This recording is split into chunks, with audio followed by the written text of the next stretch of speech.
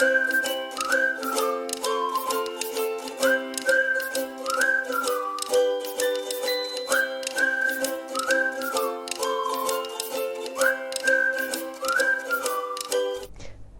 to our respectable lecturer and coursemate. We are from Group 4, chosen Topic 4, Topic 5, and lastly Topic 8. All of these topics will be further discussed after this. The most interesting part of Topic 4 is teach us to become a positive person. A positive person is one of a good attitude that must have in every individual because it teaches us to hopeful, confident, and think a good aspect of a situation rather than bad one.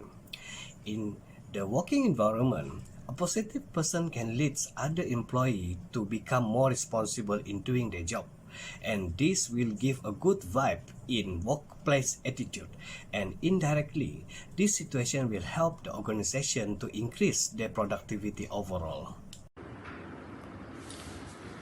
Next, here are the most common positive and negative emotions at work. First is comfortable, satisfied, enthusiastic, frustrated, stressed, anxious. Emotions in the workplace play a large role in how an entire organization communicates within itself to the outside world. Events at work have real emotional impact on participants. Studies also have found that the positive feelings resulting from work experience may inspire you to do something you haven't planned to do before. For instance, you might volunteer to help a colleague on a project you weren't planning to work on before. The most challenging part of this topic for me is job satisfaction and types of organizational commitment. It is because these two parts are related to each other. It took me some time to understand and differentiate between job satisfaction and organizational commitment. But after reading notes and some articles on the internet and watch some video tutorial on YouTube, slowly I can understand more. Topic 4. Workplace attitude. The most challenging in workplace attitude is respect in the workplace doesn't solely extend the way employees interact with the management. People will have the self-respect, don't do managing, bidding no matter what they think for themselves, and present alternative idea at the time but respectfully. Employees should also have a respectful attitude when interacting with the client and customer as well as co-worker. Those with this type of attitude are willing to treat people politely and professionally even they disagree with the other person's point of view. That's it from me. Thank you.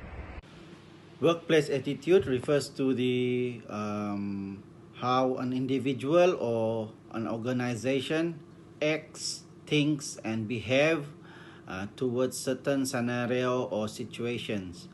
We can take for an example, a government body adopts the anti-corruption policy, whereby all of its personnel acts with integrity and they do not accept or receive any form of bribes.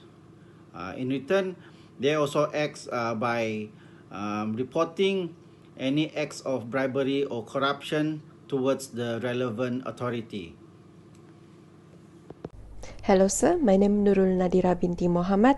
I will discuss about application of workplace attitude in real world context. So basically, emotion affect behaviors at work about the value of a job, a company, or a team.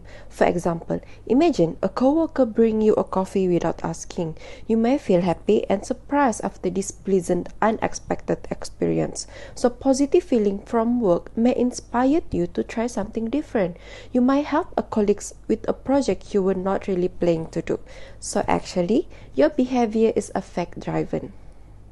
The most interesting part of this chapter for me is to understand the role of motivation in determining employee performance and to know about 4 motivational theory, which is Maslow's hierarchy theory, Aldelfer's ERG theory, learned needs theory by McClellan, and innate human drives. Topic 5. Motivation in workplace. The most interesting part of motivation in workplace is competence motivation, also known as learning motivation, related to the individual needs to feel competent or capable.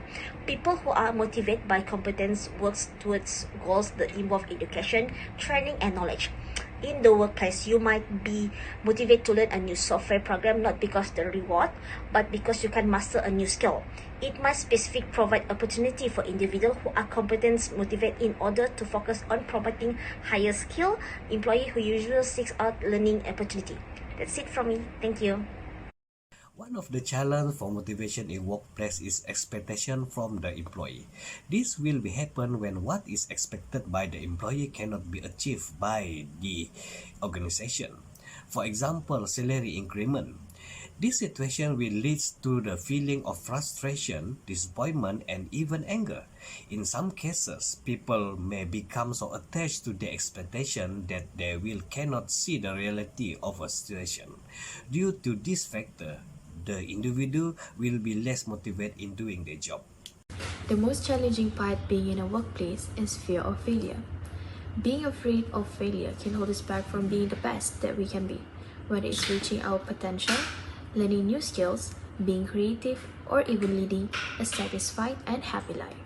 Finding the right balance of coincidence in our abilities, accompanied with a healthy dose of fear, keeps us aiming high and allows us to take risks.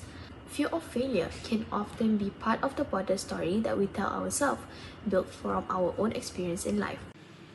Motivation in real-world context refers to the factors that influence an individual's behavior in an organization. We can take for an example, career promotion or career advancement based on merits, based on their capabilities, may attract people to stay in the company longer compared to promotion based on cronyism or favoritism. Next, workplace motivation also provides a clear focus and discourages distraction from job workload. High-level employee motivation will impact employee productivity by stimulating the productions of better and higher greater output. A motivated employee is more likely to have a high level of job satisfaction and increase long-term employee retention. Therefore, developing highly motivated employee should be a company top priority. The most interesting part of this chapter for me is to understand more about the importance of communication in everyday life and learning about to compare and contrast different types of communication, which is verbal and non-verbal communication. Communication. The most interesting part of the communication in the workplace is when the exchanging of the information and idea is done so in an efficient and active manners. While information and idea are frequently exchanged in the workplace setting, they are not also sent or received in an accurate way. Good communication involves not just really information being able to explain in the way that ensure the receiver understand you. Communication and work include several different methods of transmitting and receiving information. The most common form of the communication in the workplace include writing communication, such as memos and emails, oral communication, such as speaking to other person, non-verbal communication, such as needing to show understanding. Listening skill include active listening. That's it from me. Thank you. One of the challenges of communication is language barrier and cultural differences. Language barrier usually occur when two people who speak different language cannot understand each other, and this will cause impairment in language and communication, and it also cause physical language disability, including stuttering, articulation disorder, and hearing loss. Meanwhile, cultural differences in organization will cause the situation of walking infection to happen, and this will cause a big conflicts will always happen in organization. In general, it can be said that barrier and cultural differences can cause the several damage to communication in organization. The most challenging part is lack of employees' engagement. Adding to our list of communication challenges is a lack of employees' engagement. How so? Honestly, employees' engagement is the key factor in improving workplace communication. As long as on their part there is no interest in listening, your efforts to facilitate effective communication in the workplace will be in vain. The more driven and reflective a company's employees are, the more they will bring into a business. This usually translates into time efficiency, as there is no need time for extra back and forth explanation. Hence, once you have your workers' commitment, you'll soon see the results in their performance and your company overall.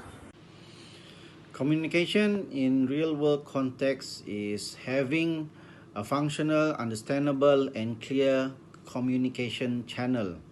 For example, higher management are able to convey their directive or instructions down towards their employee. Then the employee are able to receive the information given and act upon it. Effective workplace communication can also reduce conflict or tension at work. Misunderstandings can leave employees feeling not understood, disrespected, ignored, or not performing as expected. For example, if one team member is told to make 25 calls per day and another is told to make 50, the employee will make with the most calls will feel exploited. There is less chance of conflict or tensions if the team leader holds a meeting to clarify how many calls each employee should make.